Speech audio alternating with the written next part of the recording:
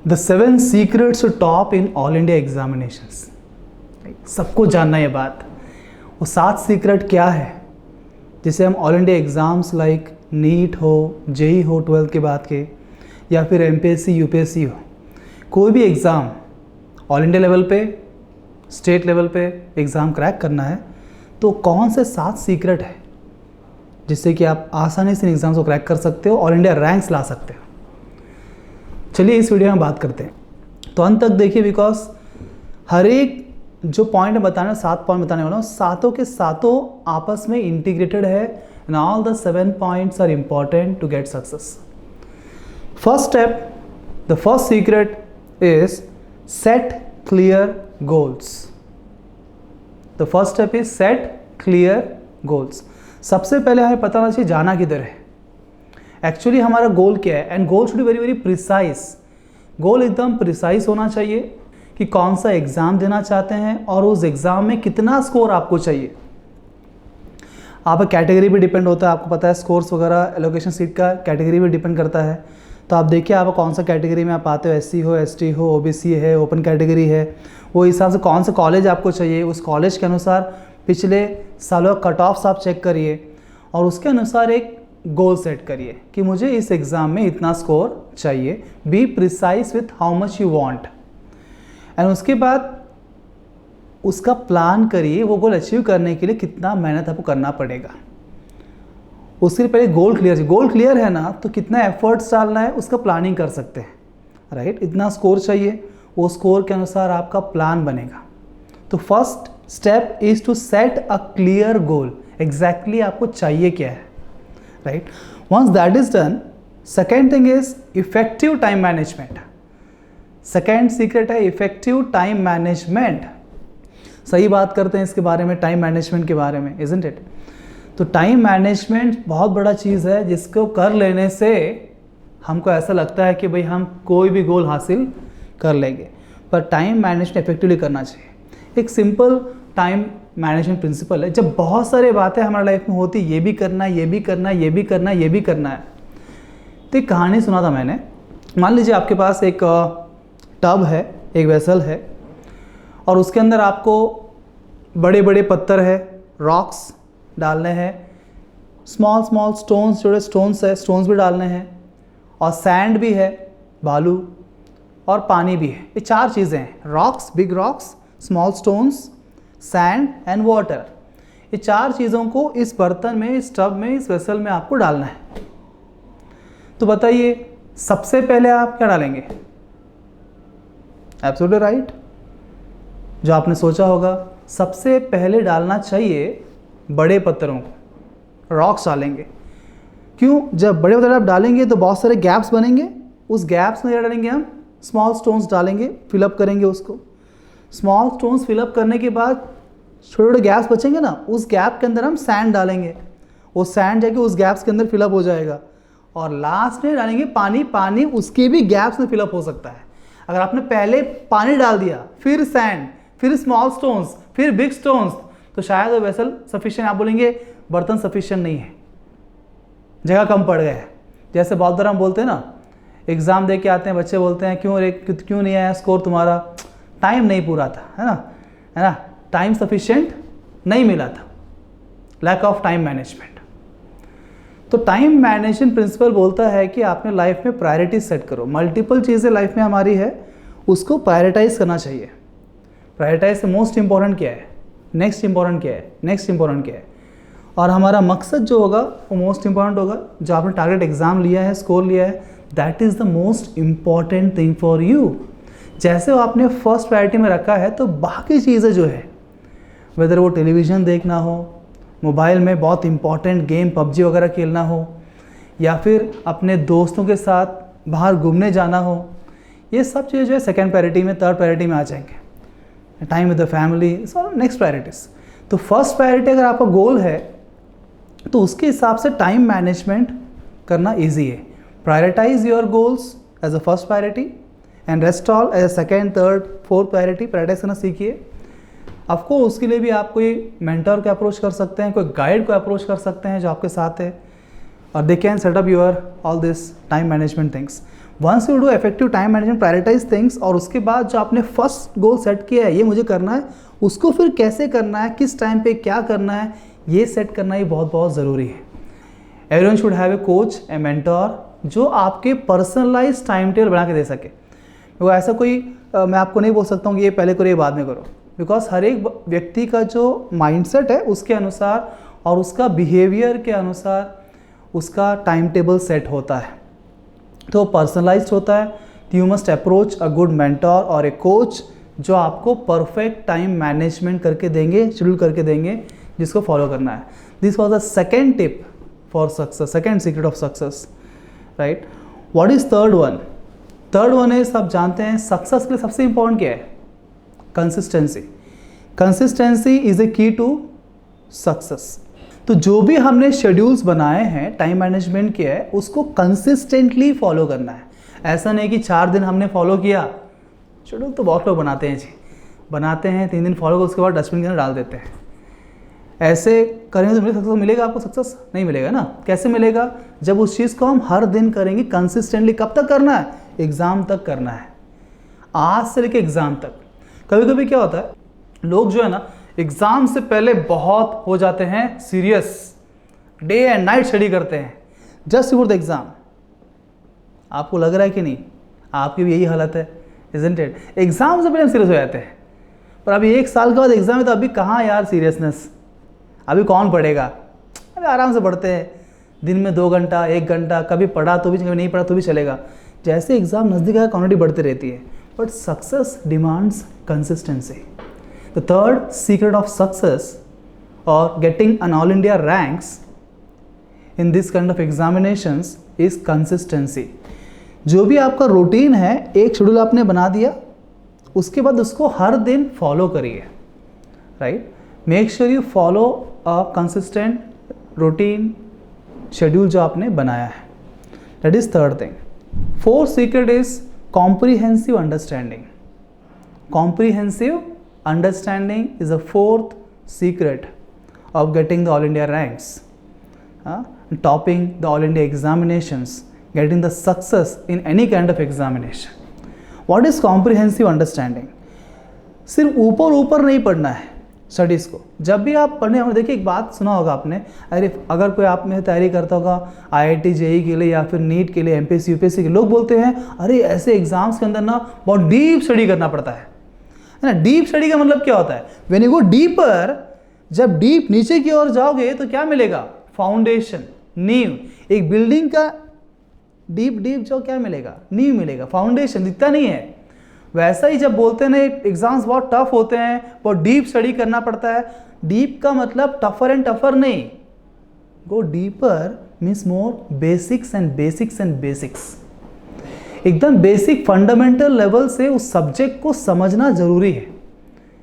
बहुत बार हम बेसिक्स पे ध्यान देते नहीं हैं, डायरेक्टली ऊपर ऊपर की बातें पढ़ना शुरू कर देते हैं. नहीं, उस सब्जेक्ट को, फंडामेंटल को आप समझिए, कनेक्ट करिए. जैसा आपका बेसिक पूरा क्लियर होगा ना, फिर देखना हर टॉपिक आपको आसान जाएगा. तो it's very important to have a comprehensive understanding. Comprehension मतलब समझना, अंडरस्टैंड सब्जेक्ट, कंसेप्ट को समझिए, वो कहाँ से है, कैसा है, क्या कनेक्शन है, फंडामेंटल्स क्या है. वो एक बार क्लियर हो गया ना, फिर सब्जेक्ट बहुत आसान जाता है. That is next. उसके बाद अगला सीक्रेट क्या है? अगला सीक्रेट है practice, practice and practice and give mock tests. Practice करिए MCQs को, क्वेश्चंस को, जो भी आपके टाइप ऑफ एग्जाम्स आते हैं, जितने टाइप के वैराइटीज क्वेश्चंस आते हैं, उसको कंसिस्टेंटली प्रैक्टिस करना और बहुत मात्रा में प्रैक्टिस करना बहुत ज़रूरी है. बिकॉज थ्योरी पढ़ना और क्वेश्चन सॉल्व करना तो अलग बात है. बहुत बार आपने एक्सपीरियंस भी किया होगा, क्लास के अंदर जब बैठते हैं आप लेक्चर में, तो टीचर जो पढ़ाता है आपको समझ में आता है, पर जब आप जाके बैठे क्वेश्चन सॉल्व करना चाहते हो तो सॉल्व नहीं होता है. टीचर ने बताया, टीचर ने सॉल्व किया तो सॉल्व हो गया, पर आपने सॉल्व करने गए तो सॉल्व नहीं हो रहा है. Isn't it? एक्सपीरियंस किया है ना आपने? किया है तो भैया डाल, चैट बॉक्स में डालिए, आप कमेंट बॉक्स में. एक्सपीरियंस कर रहे हैं आप, राइट? तो एक्सपीरियंस कर रहे हैं. क्या प्रॉब्लम है? प्रॉब्लम है लैक ऑफ प्रैक्टिस. जब तक आप खुद से नहीं करोगे समझ में नहीं आएगा. उदाहरण के लिए फॉर एग्जाम्पल मान लीजिए आप जाते स्विमिंग क्लास के लिए, तो वहाँ स्विमिंग और टीचर जो है ना वो खुद स्विमिंग करके दिखा रहा है, ऐसे करने का थ्योरी बता दिया, खुद स्विमिंग करके दिखा रहा है, वो देख के लग रहा है बहुत आसान है यार, ऐसे हाथ करो ऐसे पैर मारो स्विमिंग हो जाता है। पर जब हम उतरते हैं हाथ पैर तो मार रहे हैं पर डूब रहे हैं। कोई चाहिए बचाने वाला।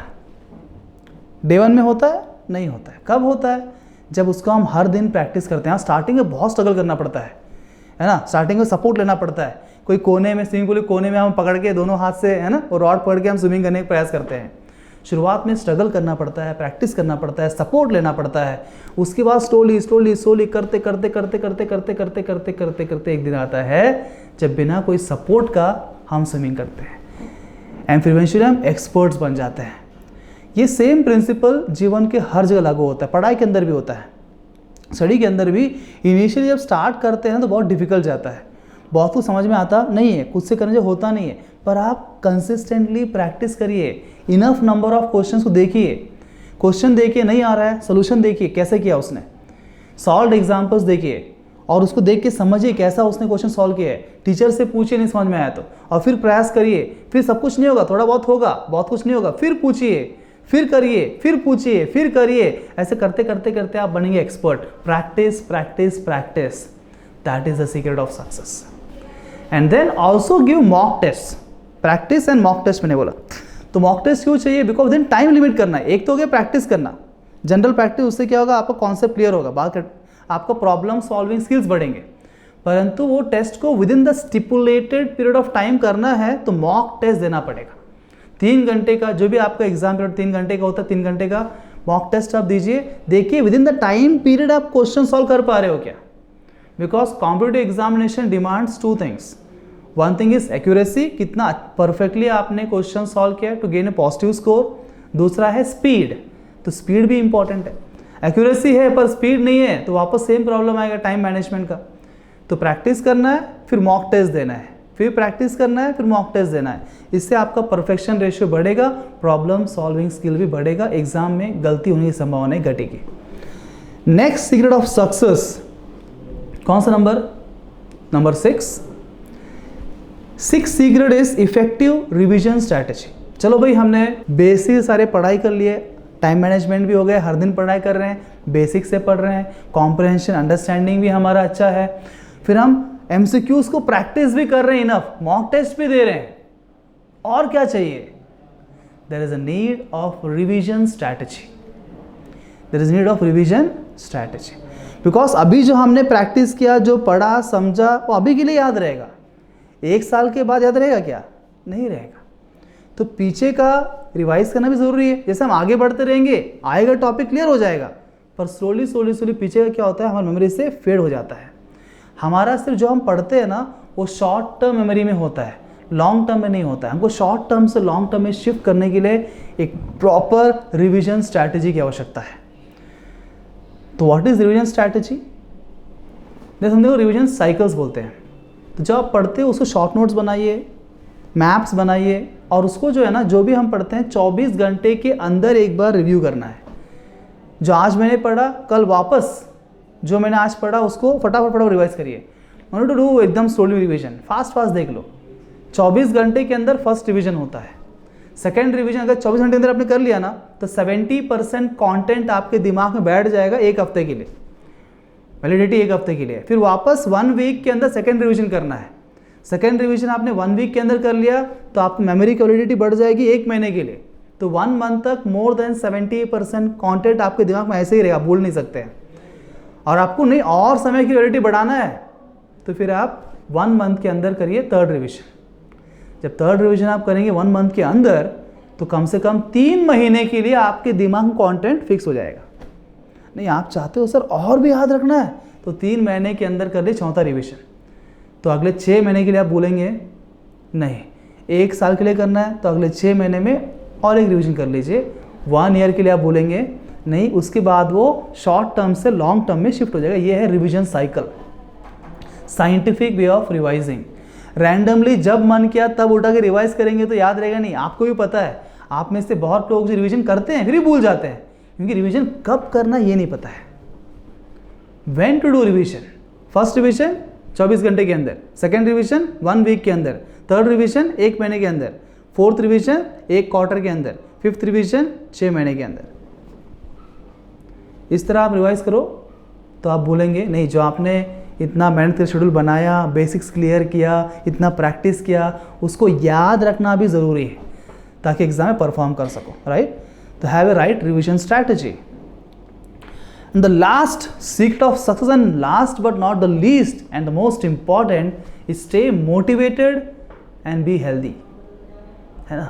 ये सब पढ़ाई के चक्कर में कहीं अपने हेल्थ कॉम्प्रोमाइज़ मत कर देना। बहुत बार लोग हार्डवर्क करने के चक्कर में क्या होता है, रात भर जगे रहते हैं, नाइट आउट्स करते हैं, रात दिन पढ़ाई करेंगे हम ताकि सक्सेस चाहिए हमको।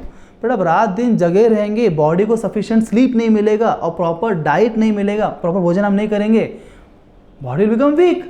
अगर बॉडी वीक हो जाएगा, बॉडी हेल्दी नहीं रहेगा, तो माइंड भी हेल्दी नहीं हो सकता है। माइंड हेल्दी नहीं है तो इंटेलिजेंस भी हेल्दी नहीं होगा, और अनहेल्दी माइंड और इंटेलिजेंस से आप कितना ही पढ़ाई करो उतना इफेक्टिव होगा नहीं, आपका एफिशिएंसी घट जाएगी। If you want efficient way of studying, keep your mind and intelligence healthy.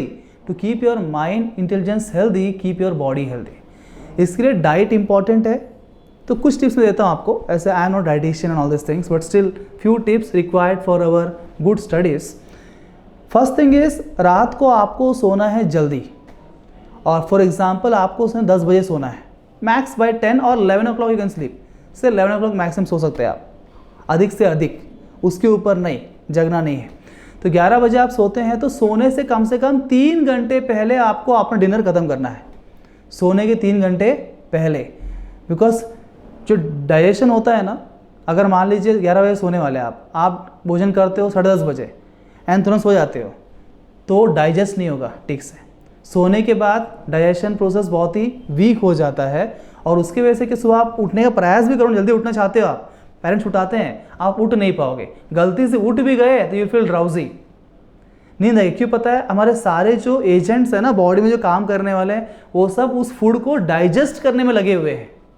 तो ब्रेन के पास कोई नहीं है वर्कर्स जो हमको पढ़ाई करने में मदद करेंगे, इसलिए हम सुबह जल्दी उठ नहीं पाते हैं, उठे तो ठीक से पढ़ाई होती नहीं है, बिकॉज हम लेट भोजन किया है। Everything has its effect, right. तो 11 बजे मैक्स से आपको सो जाना है 10-11 o'clock तक, और सोने से 3 घंटे पहले आप डिनर करना है। And dinner must be light, because सूरज डूबने के बाद ना, साइंटिफिकली डिटेल में नहीं जाएंगे, सूरज डूबने के बाद जो है ना हमारा डाइजेशन पावर वीक हो जाता है। जब तक सूर्य है तब तक डाइजेशन अच्छे से होता है।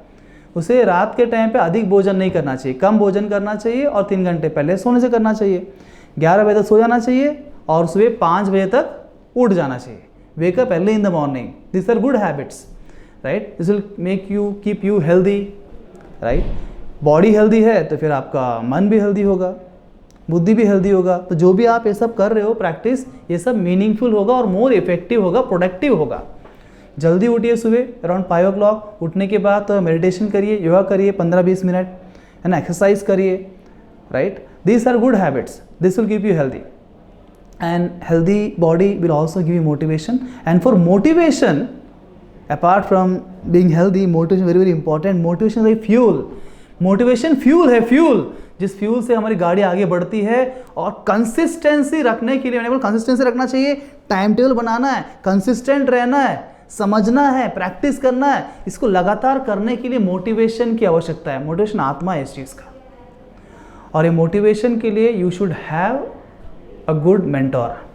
आपके साथ एक मेंटोर होना जरूरी है आपके लाइफ में। Sometimes mentor can be your parents also, Elder brother हो सकता है, एल्डर सिस्टर हो सकता है, कोई टीचर हो सकते हैं, है ना, या कोई ऑफिशियल मेंटोर भी और कोच भी हो सकते हैं, right. Just like I am a coach, मैं मेंटोर, तो मेरे अंडर भी कुछ बच्चे होते हैं जिनको हर साल में गाइड करता हूँ। तो you can have any mentor और कोच विथ यू जो आपको कंसिस्टेंटली मोटिवेट करेंगे, है ना, आपका मोटिवेशन बरकरार रखेंगे। तो वो भी बहुत ज़रूरी है, उसी से ये सब चीज़ें हम फॉलो कर पाएंगे, राइट। तो I hope you remember the 7 steps of getting all India ranks. Let us revise once again. सबसे फर्स्ट क्या था? सबसे फर्स्ट आपके लिए था set your clear goal, set a clear goal. And second is effective time management, third is consistency, fourth is comprehensive understanding, keep your basics clear, Fifth is practice and give mock test, enough mock test and enough practice. Sixth is effective revision strategy you should make. And the last one is stay motivated by getting some mentor and keep yourself healthy by good habits. Right? I hope this will help you. These 7 secrets will help you get All India ranks in any examination. Thank you very much. All the best.